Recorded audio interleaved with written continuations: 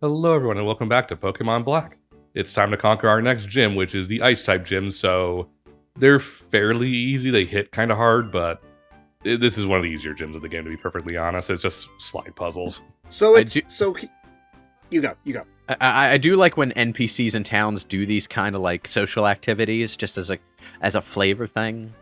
Like the NPCs in Pokemon, as we've noted, are generally kind of boring, but I think they do a lot in Gen 5 to sort of make them a little bit more interesting. Just as This is the first game where they tried, like they put in an honest effort, which I appreciate. yeah. So one thing about ice types that I kind of only just realized like a couple of years ago, ice type is bad. I used to think that ice type was really good because it's like, oh, it's good against dragon. There's nothing else that's good against dragon. You need ice types. And then it's just like, wait a minute. Ice is only good against dragon and like grass and grass and ground having other better like things Better to answers. deal with. The Yes. counter picks, yeah. Yeah. So it's like, okay, so otherwise, like, they have a bunch of weaknesses, no resistances, generally awful defensive stats, because, oh, man, that ice is pretty brittle. Who would have thought? I think ice type is only really good as a subtype when you've got another type to cover its weaknesses. Honestly, it's not even good as a subtype. Like, it just makes your Pokemon worse. What you want is, like, usually to get the pure water type or water something else and teach it Ice Beam is usually what you want to do for the inevitable endgame Dragon Trainer, you know? Yeah, I like how the Ice Trainer in Scarlet and Violet is the last trainer in terms of level. Like, he's the last gym you should be going if you're going in terms of difficulty. But he's also the trainer. He's also the gym trainer who doesn't give a shit. So, like, maybe that has something to do with his type decisions. I don't thought know. the Psychic team was the one that was the highest level. Like, and it's in this weird corner of the map that you could get It to might early be. if you tried. It might be both of the. Like, if it's not the last gym, it's one of the last. But they're both off in a mountain somewhere. I remember going to the Psychic Gym. I think it was the Psychic Gym, horribly out of sequence, just by gliding like down to a cave and then dodging all the high-level Pokemon until I got out of the cave into the gym city, and then smacked the Pokemon Center and said home free so that I could just fly there. But that was an adventure. I like non-linear Pokemon. I like open world Pokemon. I hope they do another one. I think, like, it would be... Here's what I would like, I think. I think that it would be neat if we could see something similar to how Nintendo is handling Zelda, where we still do get the occasional 2D Zelda game that's smaller in scope, but then we could also get a bigger game that's bigger in scope. Because, I'm not gonna lie, I do kind of miss the more traditional, like, 8 gyms, semi-linear but semi-open, like, 2D RPG Pokemon games. I don't really think They've always played differently than other games, and there hasn't been a replacement for that since the series kind of changed. Which is one generation ago. I don't really think we've had enough open world Pokemon to really say that, like, I miss this. It hasn't been that long since it stopped happening, and even then we've had a couple remakes that also do the old 8 gyms in a semi-linear linear RPG kind of formula. Well, you also have to remember, Pokemon Legends came out like 2021, I think. And on top of that, there's been a definite shift away from, you know, the more traditional overworld town, gym, dungeon kind of thing ever since, like, this game and Gen 6, where there's very few dungeons in Gen 6, less in Gen 7, and 1 in Gen 8, I think. I would like something more structured, like Gens 1 to 4/5. That particular design trend is a separate one from the open world one, though, because it's something that they were doing, like, in the most linear games, too. It's like they just... I guess they went online, saw people complaining about the caves and all their random battles and how slow it was, and how they're always spamming repels to get through them. Don't deny it. I'm like the only Pokemon player who ever goes through all the random battles in the caves. Everyone else that I ever see play these games just uses a repel every 10 feet. But like, yeah, but there's more to do in the caves than sometimes there is. Sometimes it's just like Mount Moon where you're just going through a cave. But Mount Moon's also the first, like, Mount Moon's the first cave. I think it's a perfectly acceptable first cave. Nothing interesting, but nothing if we're talking about one that sucks, Rock Tunnel sucks. Look, it's the first cave, but you know what Victory Road was? Mount Moon again, and it was the last cave. Listen, so don't Victory give me that. Road had everyone's favorite thing, pushing the block halfway across the room in order to hit a switch. That's just gameplay. pushing a block. Pushing a block on a fucking bicycle. Yo, let's go. Let's go. But no, honestly, I think people are misunderstand, or no, I'm trying to say this in a way where I'm not sounding like a dick, because I get why people find these things annoying. RPGs aren't for everyone, and the original Pokemon, Gen 1 especially, is structured much more like your traditional Final Fantasy RPG than later games in the series are. Like, the dungeons are more involved, there's a lot of them. You go through, there's random encounters all over the place. You're expected to explore and find stuff and dig around.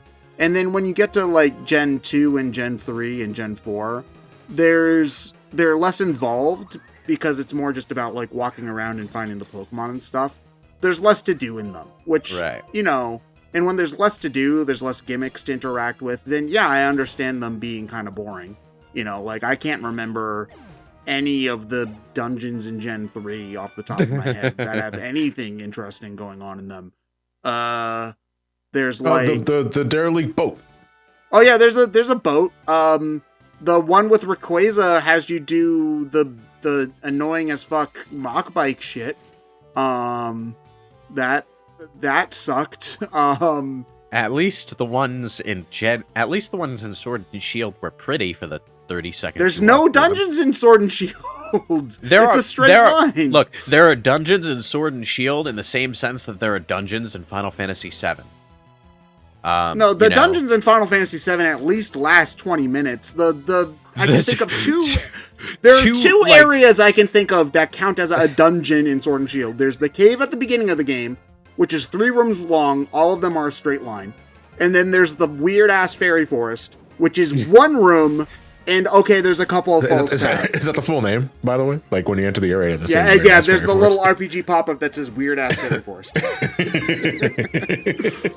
That's it. There's nothing...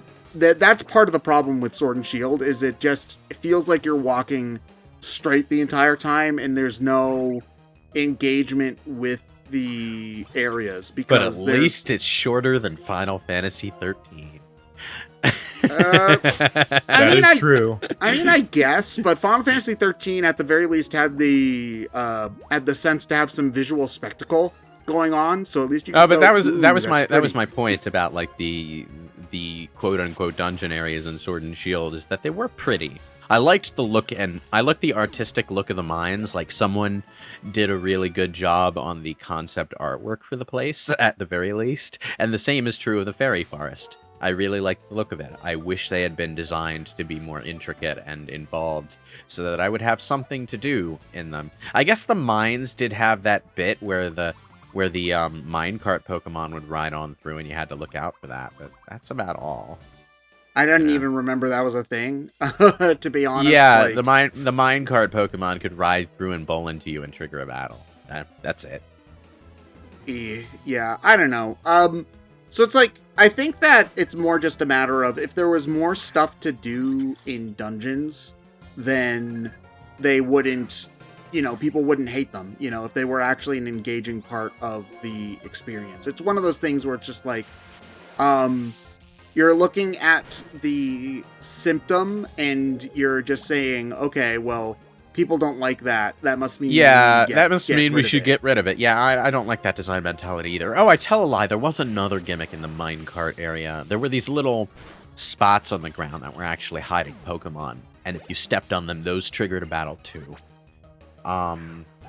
So that was the a thing. Galarian Stunfisk. Yeah, that was a There were thing. bear traps.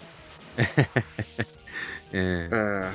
And in any case, I think that the problem is that like those kinds of dungeons don't mesh with the overworldy style of Pokemon game all that much. Yeah, which is why like Scarlet and Violet had like no dungeons. Yeah. So, and I mean, granted, they were trying something different, so I didn't miss them as much in that game as I did in Sword and Shield. And it kind of made up for it by having, like, you were generally doing something more involved, like, whenever you got to one of the big Pokemon, for example. They had you, like, oh, you have to corner this one, or something, or find this thing. Oh, this is a gym. I thought this was an ice dungeon. Imagine if Brock set up shop in Mount Moon. That's the vibe this place gave me. Oh, geez. What? Yeah, no, I do appreciate that they did a slightly different take on the same ice sliding puzzle they've had since 2001, though. That was nice. Yeah, you can do curve slides now in certain places. Woo. Man, that extra generation of budget really did make a world of difference, didn't it? I thought for a second the fucking ice cream cone was melting when it did the rain armor move, whatever the fuck it was Acid called. armor? Acid Yeah, armor. it does kind of Acid look armor, like that. yeah. And I was about to like, oh no, somebody help this guy. That's actually kind of clever. Yeah, it's a I play do on. sometimes think about that, though. It's just like, oh, you bring the ice cream Pokemon into, like, a volcano dungeon. And it's just like, buddy, you okay? No, because like acid rain would be a play on acidity as a flavor element. Yes. I don't really want an acidic ice cream cone, though. Oh, you probably had it and just didn't notice because like there's a lot that goes into the flavor of ice cream. Most ice cream has salt in it. Did you know that? You I did probably know didn't that, taste actually, because it Yeah. needs it to, like, get the specific texture going on. Yeah, yeah, and acidity is acidity is a citrus thing too. So if you ever had ice cream that has like a mango flavor or an orange flavor in it, I'm not much of a fruity ice cream kind of guy. Like, unless if it's like a popsicle or something like that. Like, if it's a popsicle or a smoothie or like a shaved ice, then I'm okay with it. But like, if it's like an ice cream, I want it to be like more of a like chocolate or vanilla-y kind of fair. thing going on. I mean, That's strawberries just have me. some acidity too, though. So if you ever had like a Neapolitan, Strawberry's like the exception to the rule. Like, Yeah. strawberry ice cream is pretty good. It's Point not is- like, there's a lot that goes into flavor. yeah, So that's true. But it's just one of those things where it's just like you put the Diglett out when you're surfing, and you're just like, oh, that is a detail that I appreciated. I think it was Legends Arceus that did it first, where like they put out the little like floaty buoys out so that your Pokemon could stand while you're fighting on the water. I did appreciate that. I like the Skyrim approach to dungeon design that this gym goes with. Still more complex than the average Skyrim dungeon, weirdly. Skyrim's dungeon design is fucking weird because like after 4 fucking games of complex labyrinths, they decided, you know what, players find our dungeons too intimidating. We should make them all linear zigzags with a shortcut at the end. All of them. Every single one of our 100+ dungeons needs to be a linear zigzag with a shortcut at the end. Fucking all of them. Final Fantasy 14. Now, tell me, how many players do you think actually bothered to play all of the dungeons in Skyrim? At least I imagine 6. you're one of them. No, I am not one of them. What you do, He says as he erases his name from the list of examples. Why would you think that? what you do, if you play Skyrim and you know what you're doing, is find all the Dwarven dungeons and just do those, because those have all the Dwarven ore you could ever want. So you haul them out, stash them in a storage container near the front of the dungeon, and then when you're done clearing the place out, you grab them, make yourself encumbered, who cares, walk very slowly to your horse, and then get on the horse and fast travel. Suddenly you're rich, and you don't need to do a dungeon again. Honestly, dungeons are just kind of a niche thing, like outside of Zelda, and even then, modern Zeldas have definitely eased up on the dungeon complexity. Since God, is Skyward Sword the last one to have like a really... Skyward Sword was the last one to have dedicated dungeons, yes. Like, Echoes of Wisdom has dungeons, but they're pretty tame. Dungeons were such a big element in Oblivion, though. Like, they were so good. It's just, I'm thinking about, like, the games where dungeons are the real focus, and, like, as opposed to other RPGs that are more mainstream.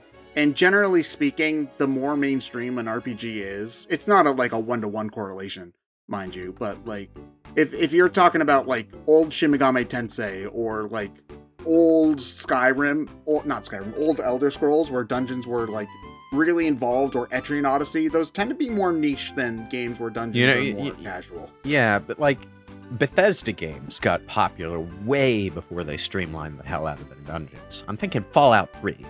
Fallout 3, sure, the visual identity of the dungeons was a bit bland because they're always, like, blown out, abandoned office buildings and shit.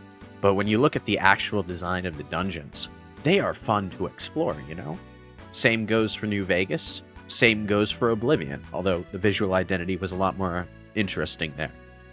But, like, why did they suddenly decide with Skyrim, let's make the dungeons as easy and boring as possible?